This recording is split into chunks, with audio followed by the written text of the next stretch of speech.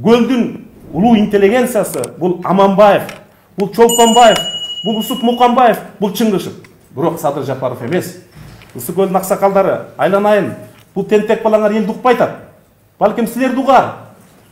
Эгер аксакалды укпаса ал ким? Чакырбайсыңарбы? Көлгө алып кетпейсиңерби? 2 жыл губернатор болуп иштесин. Өссүн, өнсүн. Анан келип премьер-министр болсун. Анан даяр болуп келсин. Элдин тагдыры оюнчук эмес. Ошондуктан бизди укпаса да, элди укпаса да, ал жалаң фейктерди угуп калды. И Текебаев ошибся. Он сказал, если Садыр Жапаров станет президентом, Кыргызстан станет Туркменистаном. Нет, нет, не дай бог. Я много лет работаю в комитете по международным связям. Не дай бог. Я знаю хорошую ситуацию в регионе. Не дай бог. Если Садыр Жапаров станет президентом, Кыргызстан станет вторым Афганистаном. Мы этого не допустим. Потому что он рвется к власти через насилие и хаос. Через бандитов. Через фейковые войска. Мы горой будем стоять, защищать суверенитет, конституционный строй и не незыблемость Конституции Кыргызской Республики. Бандитам нет дорог. Урматтуу Каныбек Капашевич, кош келдиңиз. Жаңы кызматка, министрлик кызматка киришишиңиз менен куттуктаймын. Бул кызмат өтө жогорку жоопкерчиликтүү кызмат экенин жакшы билесиз. Стратегиялык кызмат, мамлекеттин келечегин аныктай турган кызмат, билим берүү тармагы. Ошондуктан сизге мына суранычыңыз менен макул болуп, ишеним артып сизге ушул кызматты коюп атабыз. Ошондуктан сиз ишенимди акташыңыз керек. Сүйлөгөн сөз менен кылган иш далгелерин далилдешиңиз керек. Ошондуктан ушул кызматка коюп атабыз сизди. Бул билим берүү тармагына биз акыркы 2 жылдан бери абдан катуу көңүл буруп келатабыз. Мунун бюджети билим берүү тармагына мурда 29 миллиард сом болчу. Азыр биз 49 миллиард сомго көтөрдүк. Дээрлик 2 эсе көпкө көтөрүп бердик. Анан эми бул акчаны чечип берип коюп, бюджетти чечип берип коюп менен эле маселе чечилбейт. Муну өзүңүз жакшы билесиз. Мугалимдердин деңгээлин, сабак берүү деңгээлин, өзлөрүнүн билим деңгээлин өтө жогорулатыш керек. Ошон үчүн көп мындай физикалык түрдө, мындай практикалык түрдө иш алып барыш керек. Буга чейинки министрди ишенип койгонбуз, эсиңизде болсо керек. Пара ала коюп кармалып, ал министр кызматтан алынып кетти. Тилекке каршы ушу жакшы министр эле өзү дагы мындай продвинутый, прогрессивдүү, ушул бүгүнкү замандын талабына ылайык келген ой жүгүрткөн, ушундай менеджер, ошол реформа кылып аткан министр эле. Бирок тилекке каршы адам баласы деген пендечилик кылат экен, өзүнөн кетип калды. Сиз мен ишенем, андай пара алууга барбайсыз, таза иштеп бересиз деп мен ишенип, ушул ишеним артып ушул кызматка коюп атам. Азыркы окуучуларды жакшы билесиз. 21-чи кылым эшикте техникага умтулган, техникага сүңгүп кирип бараткан заман. Ошондуктан окуучуларды дагы ушул бүгүнкү күндүн замандын талабына ылайык сабак берип, бүгүнкү күндүн талабына ылайык билим берип, билимдүү, илимдүү кылып алып чыгыш бул сиздин милдетиңиз. Мугалимдердин милдети. Ошондуктан мугалимдерди дагы аттестациядан өткөрөсүңөрбү, билим деңгээлин мындай комиссиондо текшересиңерби, ушундай адилеттүү карап туруп, ошол ал жагындагы реформа барганга, толук реформа, бала бакчадан баштап мектептерди, жогорку окуу жайларына чейин реформаларды жасаш керек. Илгерки система менен эле отурабыз биз азыр. Ошону тез арада бүгүнкү бүтө турган ишти эртеңкиге калтырбай жасаш керек да.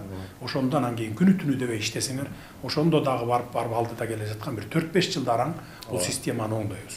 1 жылда өзгөртүү киргизип, 1 жылда эле тим эле жомоктогудай кылып жибергиле деген дагы милдет эмес. Бул реалдуу түрдө мындай физикалык түрдө жетишпейсиң да. Ошондуктан баягы экинчи тарабы дагы 4-5 жылды күтүп отура бербей, ушу 1 жылда, 2 жылда ушу 4-5 жылдык алдыдагы жасай турган ишти 2 жылда жасайм деген максат коюп иштесеңер, ошондо бир ийгиликке жетесиңер деп ишенемин. Анан албетте илим тармагы бизде аябай мындай артта калып калды, каралбай калган тармак болду. Аларды дагы катуу көзөмөлгө алып, илим тармагы менен дагы тыгыз байланышта сиз иш алып барышыңыз керек. Анан учкун билесиз, өзүңүз дагы убагында ошол жерде жетекчи болуп иштеп кеткенсиз. Азыр учкунга бардык аппаратураларды алып келип бергенбиз, заманбап аппаратураларды. Мындан ары бир дагы мамлекеттик кагаз, жеке компаниялардан чыкпаш керек. Только учкундан чыгат. 100% биз өзүбүз жетишебиз. Бардык техникаларын алып келип коюп бердик. Эми Кудай буйрса келечекте акчаны да өзүбүз печаттете тургандай болобуз. Паспорттарды дагы мына паспорттарды май айынан баштап өзүбүз чыгарганга жетишебиз. Мына буга чейин өзүңүз билесиз, жалаң жеке компаниялардан чыгарып келишкен паспорттарды дагы право, техпаспорт бардыгы боюнча 15 миллиард сом бөлүнгөн болсо мамлекеттен 1 тыйын кайра мамлекетке же салык түрүндө же башка доход түрүндө келген эмес, киреше түрүндө. Азыр эми бизге биздин эсебибиз боюнча только учкундан печаттетебиз мамлекеттин акчасын. Кайра бир 3 миллиардтан кем эмес салык түрүндө кайра бизге кайтарылып келет мына мамлекетке.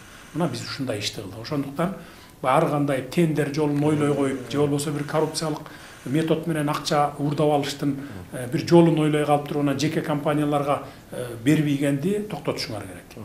Билим берүү тармагына кандай китеп болобу, тетрадь болобу, же болбосо күндөлүктөр болобу, ушулардын бардыгын учкундан гана печаттетишиңер керек. Бул боюнча менин указым бар. Ошондуктан андан чыгып кете албайсыңар деп ойлойм, бирок пендечилик деген бар экен. Көрүп атабыз, буга чейин буйтап өтүп, эптеп баягы акчаны уурдаш үчүн распоряжение менен указды да буйтап кеткен чиновниктер болуп атат. Мен ошонун негизинде сизге баягы алдын ала эскертип айтып коюп атам да. Сабырлаш, сиз туура түшүнгөндөй, туура баалагандай билим берүү эң өзөктүү тармак, өтө татаал тармак. Мен жоопкерчиликти түшүнөм. Сиз өткөндө айткансыз, билим берүү тармагы тез арада масштабтуу реформага муктаж деп. Ошол боюнча концепцияны мен сизге бир айдын ичинде бүтүрүп берем. Сиз айткандай убакыт өтө чукул. Биз балдардын келечегинен кедерги чаппашыбыз керек. Негизинен 5 багытта деп атам. Бизде мектеп жашына чейинки балдар 6 жашка чейинки 1 миллион 200 миң экен. Анын барына бала бакча куруш үчүн 2 миллион 2600 бала бакча кура албайт экенбиз. Болгондо лицензиянын баарын жокко чыгаралы, каалаган адам бала бакча аша берсин. Бул биринчи. Орто билим берүүдө бизде 60% дүйнөлүк стандартка жооп бербейт экен. Азыр бир системаны киргизели деп атабыз. Сиз менен да өкмөт менен, парламент менен, коомчулук менен талкуулайлы ваучердик финансылоо. Сиз президенттикке талапкер болушун айткансыз. Ошону ишке ашыруучу учур келди, этап менен. Казакстан киргизди, Грузия киргизди. Бизге бир ошол Эстония модели жагып атат. Үчүнчү, профиттеги училищелер боюнча орто техникалык окуу жайларга толук финансылык, чарбалык, эркиндик берели дагы алар өндүрүш менен чогуу иштесин. Бизде мамлекеттик жекеменчик партнерчилыгы деген закон бар. Ошого өткөзүп берели. Окумуштуулар боюнча сиз абдан туура айттыңыз. Мен азыр сунуштарды даярдап келдим. Азыр Билимдер академиясы реформа болгончо жаш окумуштар карап калбасын, президенттик стипендия берсек. Жогорку окуу жайларга негизги талап сапат, биз аларга академиялык эркиндик беребиз. Сиздин указ менен түзүлгөн 5 улуттук университетке өзгөчө талап болот.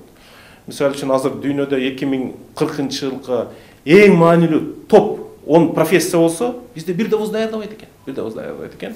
Сизден Сарбаш бир 3 нерсени өтүнөм. Биринчиден, бизде эң мыкты мектептерде байдын балдары окуйт экен. Россияда Путин Сириус мектебин ачкан. Бизде болсо ошол кедей үйлөдөн чыккан бирок таланттуу балдар бар да. 7-класстан өйдө президенттин астындагы гимназия түзсөк, өкмөткө тапшырып берсек, ушул акчанын негизинде Көлдө бир пансионатты алабыз. Август, июль эс ала берет лагерь катары, сентябрдан июнга чейин адегенде 150 бала калалы. Бул таланттуу кедей үйлөдөн чыккан, мүмкүнчүлүгү жок балдарга ушундай сунуш кылып келдим, ушуну колдоп берсеңиз. Сразу мен жооп берип коеюн. Көлдө 220 балага даярдалып атат. Жакшы болуп турат. Даярдалып, общежитиясына салынып, 20 мугалимден турган мугалимдерге үй даярдап атабыз. Президенттин алдындагы ушул мектеп ушул болот, ушундай мектеп гимназиясы болот. Бүтүндөй өлкөдөн жанагы одаренный балдарды, кедей үй бүлөдөн чыккан таланттуу балдарды алып келип окутабыз. 20 мугалим да ошол жерде жашайт, жашап иштейт дагы, ошол балдарды круглый год окутуп, анан чыгарып турат. Бул сиздин неметиңиз. Анан жана бала бакчалар боюнча, бала бакча мектептер боюнча быйыл Бишкек шаарына 12 балабакча салып атабыз, дагы бир мектеп салып атабыз, чоң мектеп. Ушуну менен Бишкек шаары бүтөт. Мындан ары Бишкек шаарына балабакча дагы, мектеп дагы салбайбыз.